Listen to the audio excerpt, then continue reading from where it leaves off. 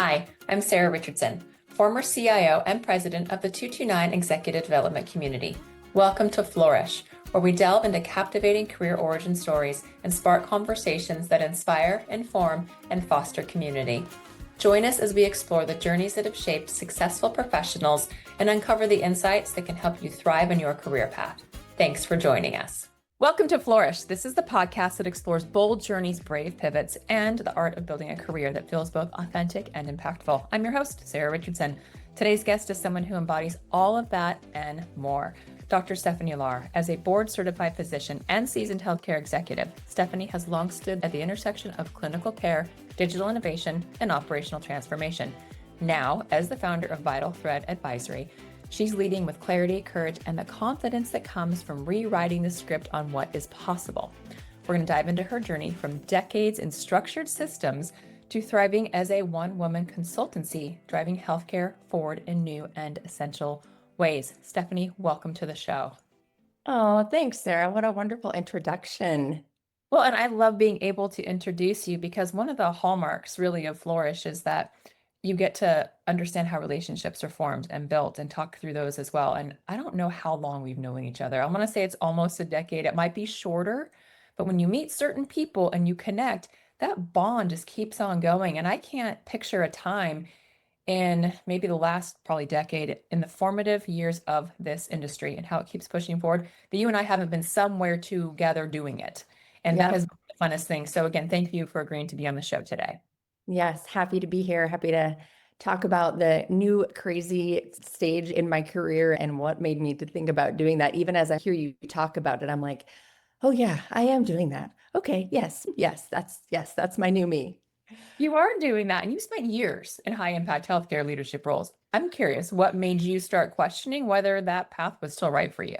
It was no one thing, but as I started to realize in my last role at Artisite, it was such a really fabulous role because it was a startup that went through a huge amount of growth while I was there. So I was able to both contribute and learn from that process. But it also, in that super accelerated transition stage for a company, people also transition as well. And so it was 2.5 years of fabulous education experience moving into that vendor side from my previous extensive experience, both on the clinical and leadership side in healthcare. But I started to feel like something was going to come next, and I wasn't quite sure what that was going to look like. And your boss and mentor of mine, Bill Russell, really played a pivotal role in how this all came together. I called Bill and said, hey, I'm thinking about making a transition and trying to figure out what I'm going to do next. And Bill, being the great guy, connected on all sides of the industry, that he's like, okay, yes, let's do this. So like, is it a health system you want to work for? What health system? Let's go figure it out. I'll help you get there. Or okay, if it's not a health system, is there a company? Like, what company is driving you now to say, this is where I want to be? I said, yeah, Bill, there's no one company, no one health system. There's lots of great people doing great work out there, but there's not one thing that's sort of right now staring at me saying, this is what I want to do next. Let's go get it. And he says, okay, maybe you do something on your own. I was like, oh, no, Bill, that's not who I am. I work for someone else. I work for another company. That's what I do. And he says, in amazing mentor fashion, okay, well, that's a really good thing to know about yourself, and moved on with the conversation. And later that night, I was reflecting on my conversation with him and thinking, wow, like I didn't even let his idea settle for a second before I had an immediate response of, no, that's not me. Why? Why was that my response? Why was I so quick to come up with that response? And as I thought it through, it really was founded in a couple of things. One, it's all I'd ever done. From my first job at postgraduate career was as a resident. Well, obviously that's full time and one health system. And then generally speaking, when you go out into private practice, you work for one health system, one practice. Then I got into healthcare leadership, one health system.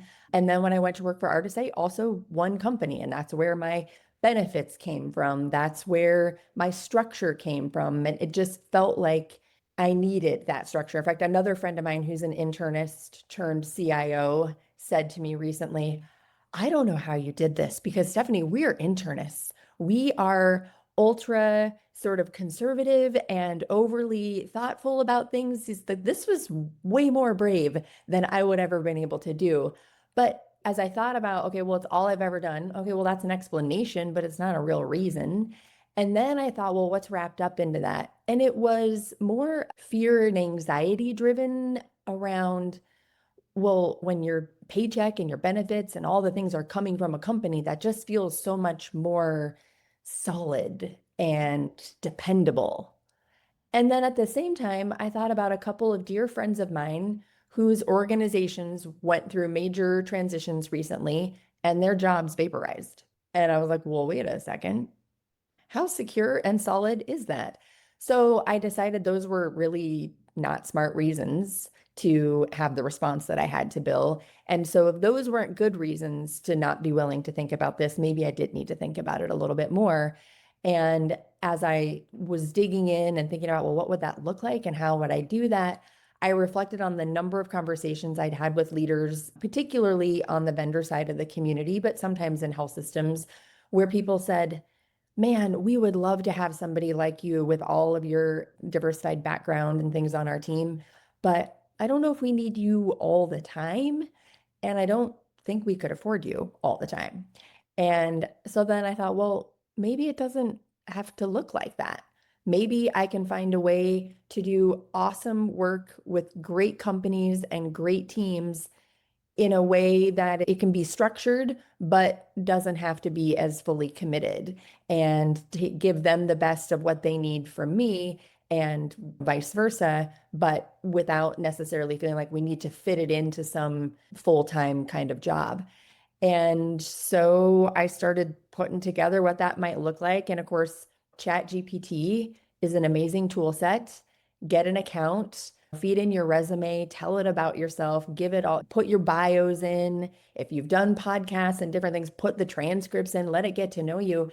And I started asking it questions like, well, what would this look like? And if I wanted to do that, how should I structure the company? And even things like, how do I create a statement of work? All of those elements are so much more accessible right now with those tools. You have to do some credibility checking on some of it, but those are pretty simplistic things to do. And then probably the moment that made me say, I can do this was I started kind of putting this plan together, and a CEO of a company that I had done some advisory work with for a while called me. We were having a catch up and he said, we need a chief medical officer. And I know you're really, I hadn't told anybody about what I was doing yet. I know you're really busy and committed in the work that you're doing already with Artisite. I'm not saying it needs to be you, but how would we go about doing that? We probably are thinking like part-time. Is that even a thing? Does anybody do that? What are your thoughts? And I was like, okay, the universe has spoken, right? This is exactly where I've been thinking I wanted to go. Now I get a call basically with somebody saying, do you want to come do this for us? And worked and was able to share, hey, actually, I'm making a transition. Let's talk about this. And we worked out those details. And about a week later, a similar call came in from somebody else. Again, I hadn't done any advertising, anything yet. It was just serendipity, really. And that, again, it really, that drove home for me. Okay, there's a need in the market. I have a unique skill set that I can provide, and the fear, anxiety elements that are driving a reason to think about not doing this are something I need to set aside. I love that you had that epiphany sort of turning point moment where you're like, I think I can do this, and I believe I can do this, and I'm gonna do this. And the pieces that started coming together, the phone call, the realization that all the documentation on the back end is pretty achievable now through the tools that we have available to us. But then you had to choose a name for your company. And I remember having a conversation with you, and you're like, it's this, it's that. And then you settled on, I shouldn't say settled, you very strategically chose Vital Thread Advisory. What is the thread that you're aiming to weave into the whole healthcare ecosystem, and why you chose that specific name? Yeah, I will tell you, choosing the name was the absolute worst part of the entire process. I wrestled with it for so long. I had multiple friendly advisors with marketing backgrounds, with all kinds of things like trying to help me. It was one of those things that I wanted to get really right, but it was by far the most painful. Vital obviously is everything, both from vital meaning essential, but also in healthcare, vitality, prosperity, health, and well-being is part of being vital. The thread is then kind of more about the connective tissue that brings things together. And throughout my career, whether it was in the CIO, CMIO world, or even in the patient care delivery side, and then certainly on the vendor side, what I've always seen is that bringing together diverse perspectives, the operational realities, and then a flavoring of cool technologies that can be transformative is the connectivity of multiple things that I feel like there's a thread to bring that through. And so those words felt like it resonated with me as a way for me to be able to be a thread in a company. And so it was a way for me to think about being part of something and integral to it without it having to be all encompassing. So that's how it came about. And ChatGPT, of course, helped, right? I put a bunch of options in and it told me, yes, no, we think this. Yeah. If you need a Choose critic, always ask ChatGPT. ask ChatGPT and ask others. It's hard to choose the name of something. It's Yeah. making people call and say, what should I call it? And it's back and forth with, does this work? Does this work? And you finally settle on, yes, this is what, and this is why. But you've got such deep clinical, operational, technical experience. I mean, you are a bit of a unicorn in the industry, which is why the ability to go solo felt more comfortable once you realized you could do this. How do you decide, though, where to focus your energy as a solo leader with a background that is as vast as yours? Honestly, right now, for me, it's mostly about cool teams and technology that I feel can be super transformational and or is essential. For many years, my mantra has been, let's bring the joy back to medicine. And I mean that in the broadest terms of what that sense can be. And it's not just bringing joy back to doctors, bringing joy back to nurses, but bringing joy back to the ecosystem of healthcare and everyone who works in it. And so as I encounter companies that are interested in having a conversation about collaborating, that's kind of the first thing. Is there something in my heart and soul that says what they're bringing to the market has a place and has importance? And is there a way that my background can help advance that? And so that's very diverse. I mean, for a handful of companies, that's being more of a chief medical officer and wearing a lot of that hat of my clinical and informatics background and looking for alignment in workflow and product market fit and just like, are you really solving a problem? And is this something that the market needs? And even down to this button shouldn't go here and this should really look more like that. And these integrations need to be kind of a requirement.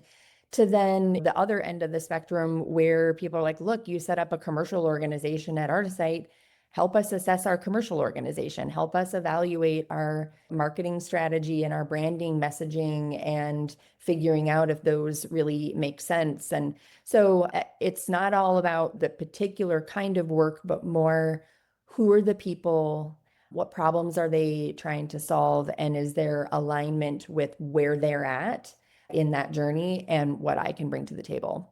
Do you find that being a solo practitioner gives you more latitude and the ability to say, that's a great idea that's not going to work as it's designed today, or this is a great idea and here's some of the pieces you need to do? There's no shortage of the startups that keep popping up everywhere. And I feel like there's a lot of the same problems trying to be solved.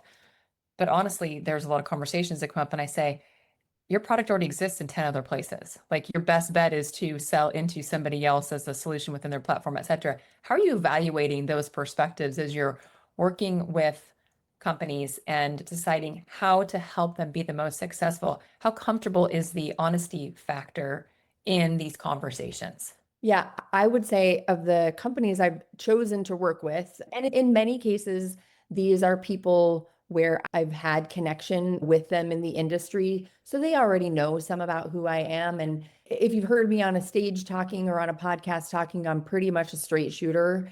I'm gonna tell you kind of what I think and how things are. So I don't think people are coming to me thinking she's going to be the yes woman that tells us everything we want to hear. So, there's that. But I would actually say I've had a lot of encouragement from the leadership of these companies to say, please tell us what you think and be honest.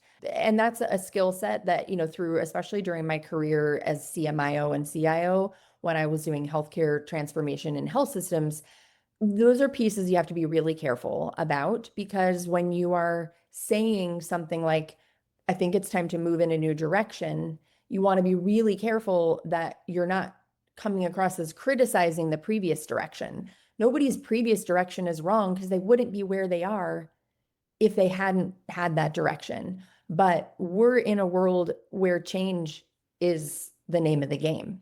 And we all have to be thinking about how to do those pivots. So usually my comfort, if I have pretty strong feelings about, I think there's some real opportunity here to think a little differently about what you're doing, I'll usually have a conversation first with the CEO or whoever I'm reporting directly to before I take it back to their team and say, okay, let's talk about this. But honestly, literally everyone has said, please don't hold back. Please tell us. This market we're in right now is so tricky that nobody has time for missteps and doing things for the sake of doing things that aren't going to get them where they need to be. So again, I would say the industry right now is asking for a lot of this really frank feedback. And that comes with a bit of a fear factor. There's the risk and reward about going out on your own and being able to be that candid with people. Also, a bit liberating that you don't have to go through the board and then the 3 governance committees and then bringing you back to C-suite and back all the way around to the next phase. There's also that space, though, Stephanie, that says, I want to do what you're doing. They're listening to this podcast, like, I want to do what Stephanie is doing. What does your success and the ability to go for it say to others who want to do it too? What did you have to overcome? What were the things that said, I know I can do this? And more importantly, it is a tricky market. Like, how do you go and source the right contracts and ideas that can help you sustain your family?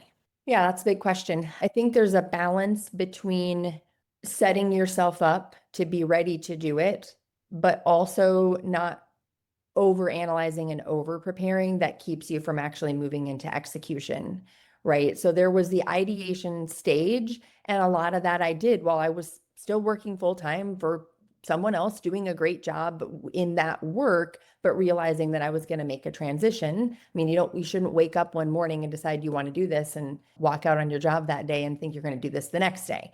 It takes some planning. At the same time, I think you can over plan and find yourself the sense of security, again, that comes from doing what you're already doing and you've already known, can sometimes creep in and prevent you from wanting to take the leap. So I do think you have to sort of just make some decision points around that. One of the things that I did, and I've helped a couple of friends with as they were thinking about transitions, is set a date, make it up, align it with some event, whatever it is, and create the list of things that, like, if this is happening by this time, I'm going this direction. And if this is happening, I'm going this direction. Write it down. And then you can do 2 things. One, you can let it go so that your every day is not consumed by, should I do this or should I do this? Should I do this or should I do this? And then you work on progress. And then you get to that point and it's like, okay, it's time. I'm going to do this and we're going to move it forward. Certainly, I would not be having this conversation with you about the success and the ability to get this up and going if I hadn't called a lot of friends and been willing to say, tell me what you think, tell me what you've done. The same thing that people right now are saying to me, be brutally honest. I was like, be brutally honest. Tell me what you think I should and shouldn't do. A number of people have started to say, well, maybe this is bigger than you. Maybe you need to have employees. I'm like, nope. Like, that's not where I'm at. I appreciate the guidance, but that's not what this is about for me. But it did force me to think about that. Like, well, what does that look like? Is that something I would want to do? So I think it's set some timelines, set some goals. A friend of mine did say, set some money aside so that you have the ability to sort of support things and you aren't feeling as anxious if things sort of take a little time to get up and going. I think that's important. I don't think it's something that people should, again, push too far because suddenly you could be trying to create that bank for a super long time. And then really it's just an excuse not to take the leap. But, each of those pieces can kind of help you get to that point. And then at some point, you just have to do it. And I would say, people like call me.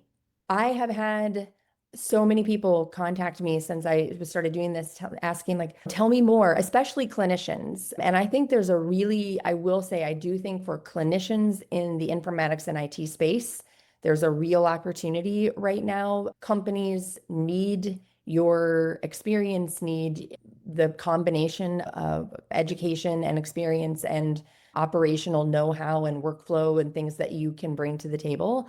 And there might be unique ways for people to do that. So I've had a number of other physicians that have been CMIOs and done different things reach out to me. We all have to do that. We have a network for a reason. And the last thing I would say is you got to get past the imposter syndrome. Every single person at every level of anything I've ever met has and deals with imposter syndrome. Honestly, I think it's great. If you aren't dealing with imposter syndrome, to me, that means you've got a giant ego that is insurmountable because you're like, wow, yeah, I can do it all. I'm amazing. I can't be stopped. Having a little bit of self-questioning pushes us to make sure that we're doing the right thing for the right reasons. But you also have to be able to box that up and set it aside and say, I'm not going to let that keep me from going where I want to go. I'm going to remember August 5th of 2025 as a day where you're like, I am good being a solo practitioner right now because remember, once upon a time, there was a guy named Bill Russell who started a podcast. I We've got know. like 20 people working on our team. That incrementalism that occurs when you keep doing the right thing over and over again, good things keep happening. And people are magnetically drawn to you. And you've talked about this, though, that especially for women, the lines between career and identity are often blurred. And so, what are you doing differently to help shift that dynamic? And how have you even overcome? I am Stephanie, the doctor who works in the hospital system or for a premier partner and does these things to, hey, by the way, I'm still Stephanie, the doctor, and now I have my own company and I'm not tied to my identity of my career. Yeah, I think one big part of it is I've always, throughout each of these big transitions in my career, I've always evaluated them from the perspective of what opportunity is that going to offer me that I don't have today? And I like to blur lines and push the envelope on things. And so for me, being able to sort of say, yes, that was an amazing part of my career. And now I'm going to learn something new and go on to the next is there are moments, I'll be honest, where I think, did I make the right decision? I haven't practiced medicine now for a handful of years. It's like, was that the right thing to do? Moments of doubt and whatever creep in. But one, again, the network of women and even physician colleagues around the country or even around the world that I've established who are like, wait, you're doing so much cool stuff. You can't get rutted in one part of your career and say, well, that was really who I was and what I was meant to be. We're all meant to evolve throughout our careers and time. And so each of those pieces has been a unique opportunity for me to, one, learn something new, step into a new space, and provide what I hope is a unique perspective. I'm really proud of what it is and how it is evolved. And each step of the way, I've really looked at again as I want to be a lifelong learner. And each of these opportunities gives me a way to step into something new, learn something new, and contribute in a different way. And it's never too late to do those things. It's never too late to Ever. create the right space for change. Although most people are often stuck or waiting for the right time to make a change, whether that's personal or even companies that are looking to pivot into new areas or think about how they need to transform to meet the market where it is today. How do you know when it's right for either companies or people to push them into creating the change that they want, but maybe holding them back? Yeah, I think knowing who you are and what, I mean, the introspection as an individual and as a company. What are your core principles? What drives you? And how are you aligned right now in making those things happen is the first step. The other thing I think is sometimes there isn't an exact right time. But if you've got a leadership team who's bold and supported, then you should be contemplating these things regularly, not constantly, because you got to stay focused on what you're trying to do today. But I think every person, every company should spend a certain amount of time dedicated to thinking about what does change and transformation look like, because it's easy for all of us to get settled in and comfortable with what we're doing. And we don't realize while that's happening, we might be moving into obsolescence again. And that can happen as an individual and as a company. And so I don't think there's an exact right recipe. I think it needs to be a part of a continuous evolution and level of introspection at both an individual and company level. And at the moment, that's what I'm seeing is companies who are reaching out to me saying, we're doing this work and know we're on to something or we're doing something right, but we think that there's more. And then jumping into what does that look like? And sometimes the timing isn't right? I think that's the other piece that's been interesting for me to experience is I've had a couple of companies that I said, you need to go do more work on this, or you need to get to this level of maturity and evolution before we really talk a lot further, because you're not ready for this. And therefore I wouldn't be able to add value to you. But they were at least doing the work of where, what, and how, and there will be a right time. And I think most good leaders, that's, I think, a piece that you get attuned to is when is your culture and what have you done to be ready for this kind of change? And it is an interesting time to be navigating ambiguity, uncertainty about things that are happening. There are margin compression, there are reimbursement changes, there are policy changes. There's so many reasons why things couldn't happen, as many reasons as there are why they could. When you are working with your clients today, how are you helping them think differently about adoption, execution, strategy? As we like to say it this week, health, playing the long game, because it might take 12 to 18 months to get that new idea through the door and signed. And it seems like there's a little bit of a chasm between the reality of, I have a great product. Well, sure you do. And here's everything you're up against. How are you really bringing that chasm closer together so that people can make a difference in healthcare today? Well, for every company, I think it's a little bit different. I honestly, I think in healthcare, the number one thing that drives success is some initial success. And one of the elements I really work closely, and at Artisite, this was certainly a principle. You need to partner, find some health systems. They don't have to be academic health systems. Maybe the best fit is a community health system. Maybe the best fit is a small practice. But you need to find a partner where you can go and test things out, where you're not looking for revenue, where you're not looking for anything other than learnings. And as I have been engaged in more of some of the investor conversations in the community, in that seed and even going into Series A kind of stages, if you've got revenue, that's awesome. But the future potential for revenue is really what's more important. And I think for small, especially startup companies, they're so concerned about driving and demonstrating success by having somebody pay them a bill or paying their invoice. They lose sight of the fact that honestly, the bigger success is not that money coming in. That's what seed money that's what all that stuff is for, is to help sustain your company during these stages that you're pre-revenue. Then it's really creating partnership and figuring out, do you have the right fit? Do you have the right tool? And then working with a couple of those health systems where you bake it out to then say, wow, that was great. Because then you can go to another health system of similar nature and say, hey, this works. You can talk to these people. And by the way, this is what it's going to cost. So I think that it not getting too focused on, especially with early development products, newly coming into the market, that's key, is focus less on revenue and more on the other successes of product market fit, workflow support, and then identifying what the ROI is. I will say I've never, ever been in healthcare when the conversations about ROI on every single assessment that's being made have been more intense. And that's both challenging and an opportunity for everybody to really think about what is the value of what they're bringing to the table. I have also had conversations with some companies around, is there a way for you to share in that risk, benefit, and reward, right? And offering something a little bit different. Health systems are now making investments in companies. Health systems now are wanting to potentially revenue share with a company. There's lots of unique ways to partner with health systems to build something together. And I think a lot of success can be seen when we take a really cool tool and an organization that can help you mold and craft that, or a few organizations that can mold and craft that together.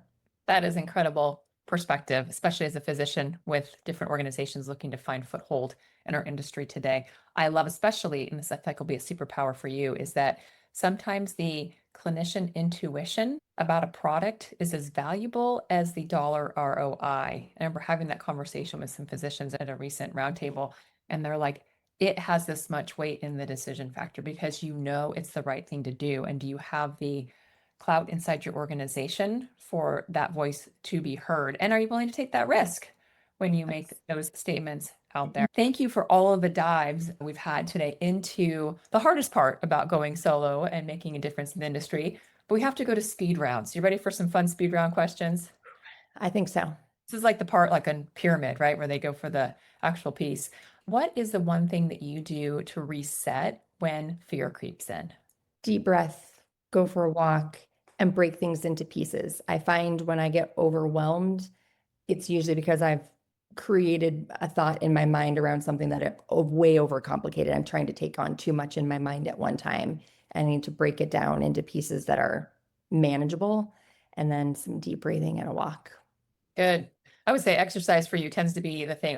You and I have been at lots of places in the universe together, and here you come, like in your gym clothes on the in between meetings. I'm like, how does she do that? How does she go in and then come back and still look awesome, for an event? This hairstyle is very resilient, I have to tell you.